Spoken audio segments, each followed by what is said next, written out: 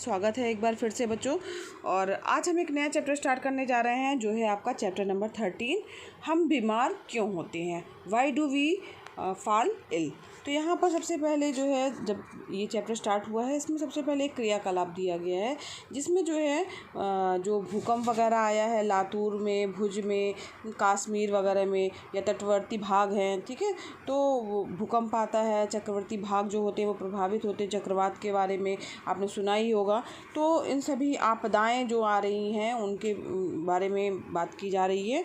तो वो हमारे या लोगों के स्वास्थ्य को किस प्रकार से प्रभावित करती है, जो हमारे चारों ओर जो है वो घटित हो रही हैं।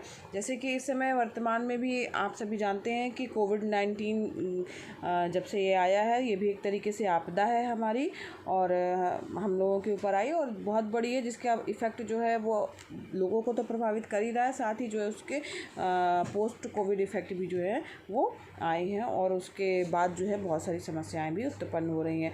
तो होता क्या है कि इन जो ये आपदाएं हैं घटने के समय जो है हमारे ऊपर क्या क्या इस पर प्रभाव पड़ता है। तो जब ये आपदाएं फैलती हैं तो बीमारियों के फैलने का खतरा होता है, महामारी फैलती है बच्चों, और बहुत ज़्यादा हम इससे प्रभावित होती हैं। बीमारियां हो जाएंगी, भूखमरी होगी, मनुष्यों की जान जाएगी, जानवरों की भी जान जा सकती है, लोग बेघर हो जाते हैं। तो बहुत सारी इससे जो है इसका बहुत इफ़ेक्ट जो है हमारे समाज पर पड़ेगा और हम सभी पर पड़ेगा। और इसके जो ये आपदा घटित हो रही है तो विभिन्न प्रकार की समस्याएं भी पैदा होती हैं स्वास्थ्य संबंधी। तो अगर हम ऐसा होता क्यों है, क्योंकि जो घटना घट चुकी है, चाहे वो भूकंप हो, चाहे वो चक्रवात हो, तो उस समय बहुत उसमें इन सब के कारण हो पानी और भोजन जो है वो हमारा जो है, और उन सभी में स्वच्छता की कमी आती है, और जिसके कारण स्वास्थ्य संबंधी जो है वो समस्याएं पैदा होती रहती हैं। और महामारी, भुखमरी वगैरह भी इससे जो है वो फैलती है। आर्थिक संकट का भी सामना हमें करना पड़ सकता है। तो जो मानव समुदाय है उसमें बच्चों स्वास्थ्य और रोग जो है एक वास्तव में जटिल समस्या है। इसके लिए दूसरों से संबंधित अनेक कारक जो होते हैं वो उत्तरदायी होते हैं, और इनकी जो है रोकथाम वगैरह भी हम करने का प्रयास करते हैं। किस तरीके से हम कर सकते हैं इसके बारे में भी हम पढ़ेंगे। तो कोशिकाएं, हमारा जो शरीर है बच्चों वो क्या है, हम विभिन्न प्रकार की कोशिकाओं से मिलकर के बना हुआ है, और ये कोशिकाएं जो होती हैं वो मौलिक इकाई हैं, और जो ये कोशिकाएं हैं वो कई रासायनिक पदार्थों से मिलकर के बनी होती हैं, जैसे प्रोटीन है, कार्बोहाइड्रेट हो गया, वसा है, लिपिड आदि हो गया, इन सब से मिलकर के बनी होती हैं। और क्रियाशील जो है इकाई होती है जिसके अंदर कुछ ना कुछ जो है वो क्रियाएं बच्चों होती रहती हैं। तो कोशिकाओं में जटिल प्रक्रियाएं एवं कुछ ना कुछ मरम्मत का कार्य भी जो है वो चलता रहता है। आपने देखा होगा बच्चों, कई बार आपको चोट लग जाती है, अगर आपने उसमें कुछ दवा भी नहीं लगाई तब भी वो धीरे धीरे करके जो है चोट आपकी जो है वो भरती जाती है और ठीक हो जाती है। तो यानी इन कोशिकाओं में अपने आप ही कुछ ना कुछ जो है वो मरम्मत का कार्य चलता रहता है, नई नई कोशिकाएं बनती रहती हैं ना। और जो हमारे अंग हैं अथवा ऊतक है उसमें बहुत सी कई क्रियाएं जो है लगातार चलती रहती हैं। जैसे आपका हार्ट जो है, आपने महसूस किया होगा कि हमेशा धड़कता रहता है। फेफड़े जो है वो आप हमेशा सांस लेते रहते हैं, ठीक है। जो आपका किडनी है, वृक्क है, उसमें स्पंदन भी होता रहता है जिसके कारण मूत्र बनता रहता है। मस्तिष्क जो है हमेशा सोचता रहता है। तो ये सभी क्रियाएं जो है वो हमारे शरीर में जो है वो चलती रहती हैं। तो ये सभी क्रियाएं वास्तव में जो परस्पर जो है वो संबंधित हैं। अगर ये सभी क्रियाएं जो हैं सुचारू रूप से ना चलें हैं तो क्या होगा, तो हमारा शरीर तब जो है वो बीमार हो जाएगा। तो यहाँ पर जो है जैसे मान लीजिए मस्तिष्क जो है अगर उचित प्रकार से सोच नहीं पाएगा, एक दूसरे से संबंधित भी रहती है। अगर मान लीजिए आपका किडनी सही काम नहीं कर रहा है तो विषैले पदार्थ क्या होगा, हमारे शरीर में इकट्ठा होते जाएंगे, और मस्तिष्क जो है उचित प्रकार से सोच भी नहीं पाएगा। इन सभी पारस्परिक क्रियाओं को करने के लिए ऊर्जा और कच्चे पदार्थ की जो है वो आवश्यकता होती है, ठीक है। तो भोजन उसके लिए हम करते हैं, और हम जो भोजन करते हैं उसी से हमारे शरीर को बच्चों ऊर्जा प्राप्त होती है, ठीक है। तो ये हो गया हमारा। अब हम यहाँ बात करेंगे स्वास्थ्य तथा इसका बिगड़ना। कि स्वास्थ्य क्या है, तो इसका क्या महत्व है, और इसका बिगड़ना जो है वो किस तरीके से हम कहेंगे कि हमारा स्वास्थ्य जो है वो बिगड़। तो स्वास्थ्य शब्द बच्चों आप सबने सुना ही होगा। तो इस शब्द का प्रयोग जो है हम कहते हैं कि हाँ मेरी दादी का स्वास्थ्य अच्छा नहीं है ना, कई बार आपने सुना होगा किस तरीके से लोग बोलते हैं।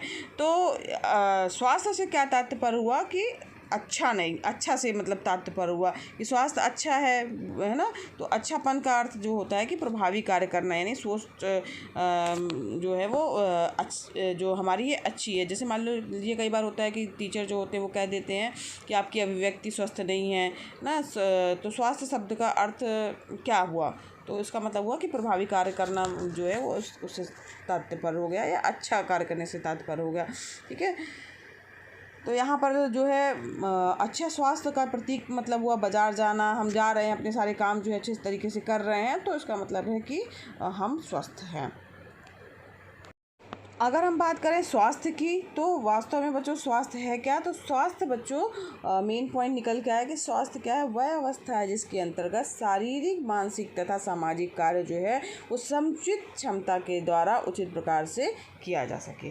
तो स्वास्थ्य कहेंगे कि वह व्यक्ति स्वस्थ है। ठीक है, तो उसमें उसका शारीरिक रूप से भी स्वस्थ कहलाए हो वो व्यक्ति, मानसिक रूप से भी हो, और सामाजिक कार्य जो है वो जो उसकी क्षमता है, समुचित क्षमता उसके द्वारा जो है वो अच्छे से कर पा रहा है, तो उसका मतलब है कि वो स्वस्थ व्यक्ति है। ठीक है, अब यहाँ पर हम बात करेंगे व्यक्तिगत तथा सामुदायिक जो समस्याएं हैं, तो क्या वो जो है स्वास्थ्य को हमारे प्रभावित करती हैं। तो यहाँ पर जैसे व्यक्तिगत समस्या की बात आ रही है बच्चों, तो यहाँ पर व्यक्तिगत समस्या मतलब कि जैसे मान लीजिए एक व्यक्ति पूरे तरीके से अपने घर को साफ़ सुथरा रख रहा है, व्यक्तिगत रूप से अपनी खुद की शरीर की सफाई रख रहा है, बढ़िया से खाना पीना खा रहा है, पौष्टिक भोजन ले रहा है। ठीक है, लेकिन उसके जो पड़ोसी हैं उसके घर के आसपास जो है वो कूड़े का ढेर लगा दे रहे हैं, एजेंसियां कूड़ा उठाने वाली कूड़ा नहीं उठा रही हैं ना, नालियां गंदगी से भरी पड़ी हुई हैं, तो वो व्यक्ति बच्चों क्या स्वस्थ रह सकता है? वो तो स्वयं तो स्वच्छता कर रहा है, व्यक्तिगत रूप से वो स्वस्थ रह रहा है, स्वच्छ है, भोजन भी सही तरीके से कर रहा है, लेकिन उसका माहौल जो चारों ओर सामुदायिक रूप से जो है वो आसपास का जो माहौल है वो सही नहीं है। तो इसका मतलब है कि वो व्यक्ति स्वस्थ रह सकता है क्या? तो सोचिए बच्चों, तो यहाँ पर देखिए वो व्यक्ति स्वस्थ नहीं रह सकता है। कभी ना कभी जो आसपास की जो गंदगी है वो उसके स्वास्थ्य को प्रभावित करेगी। स्वास्थ्य बच्चों व्यक्तिगत नहीं बल्कि एक सामुदायिक रूप से समस्या है। व्यक्तिगत स्वास्थ्य के लिए सामुदायिक स्वच्छता महत्वपूर्ण भी है और आवश्यक भी है।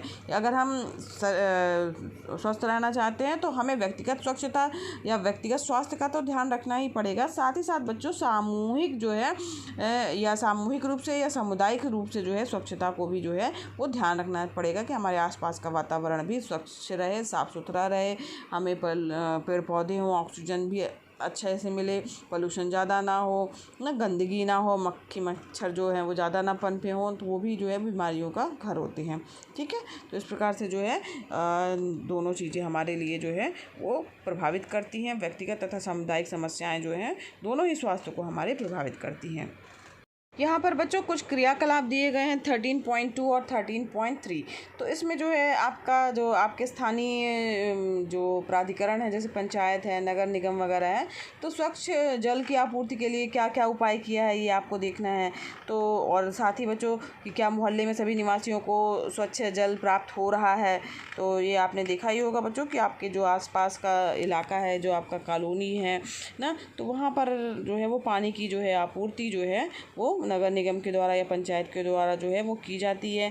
ठीक है, और जहाँ पर जो है सप्लाई नहीं है वहाँ अलग अलग दूरी पे बच्चों जो है वो हैंडपम्प वगैरह भी लगाए जाते हैं ना। घरों में भी पानी के लिए जो है वो नल लगाए जाते हैं, और बोरिंग से भी लोग जो है अपना पानी जो है उसकी आपूर्ति पूरी करते हैं ना। तो सभी लोगों को जो है स्वच्छ जल जो है वो प्राप्त होना चाहिए और वो उपलब्ध कराया जाता है। वो जो है हमारा जो हमारे यहाँ पंचायत है, नगर निगम है, उनका ये दायित्व है।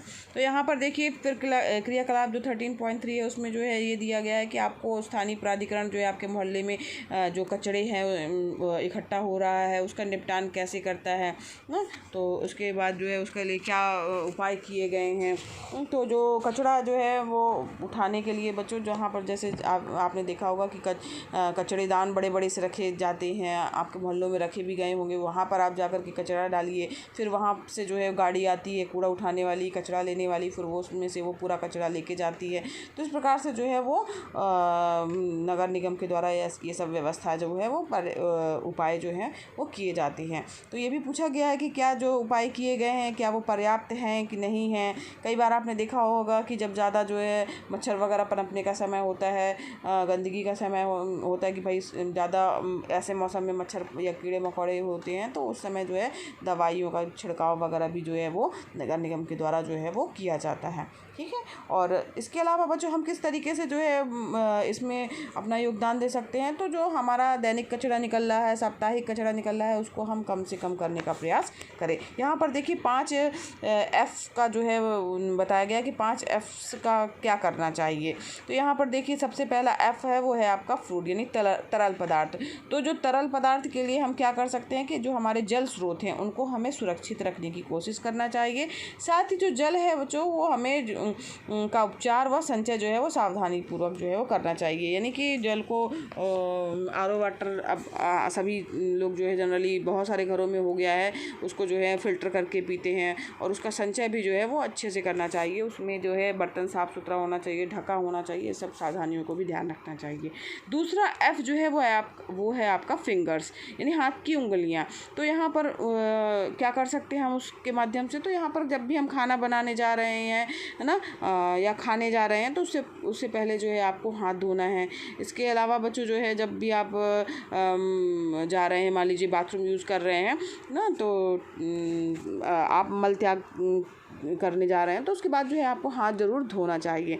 ठीक है। तो ये जो है बातों को हम कर सकते हैं। इसके अलावा जो है फ्लाइज़ यानी कि हो गया मक्खियाँ, कीड़े मकोड़े वगैरह हैं, तो उससे हम कैसे बचें।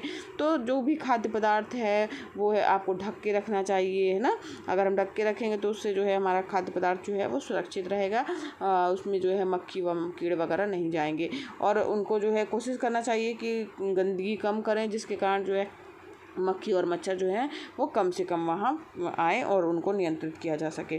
ठीक है। फिर इसके बाद है फील्ड्स यानी खेत व मैदान। तो इसमें क्या कर सकते हैं हम, खेत और मैदान को कैसे हम कर सकते हैं। तो खेत और मैदान से जो पैदा होने वाली सब्जियां हैं, फल हैं, उनको जो है हम क्या कर सकते हैं, उसको साफ़ सुथरा करके जो है धुल करके जो है यूज़ करना चाहिए। खुले में जो है वो पॉटी वगैरह नहीं करना चाहिए। तो इसके लिए भी व्यवस्था की जा रही है, सरकार जो है इसकी व्यवस्था कर रही है कि बहुत सारे जो है गाँवों वगैरह में ऐसा होता था, तो उसके लिए जो है शौचालय वगैरह का निर्माण जो है वो कराया जा रहा है सरकार के द्वारा और लोगों को इसके बारे में जागरूक भी किया जा रहा है।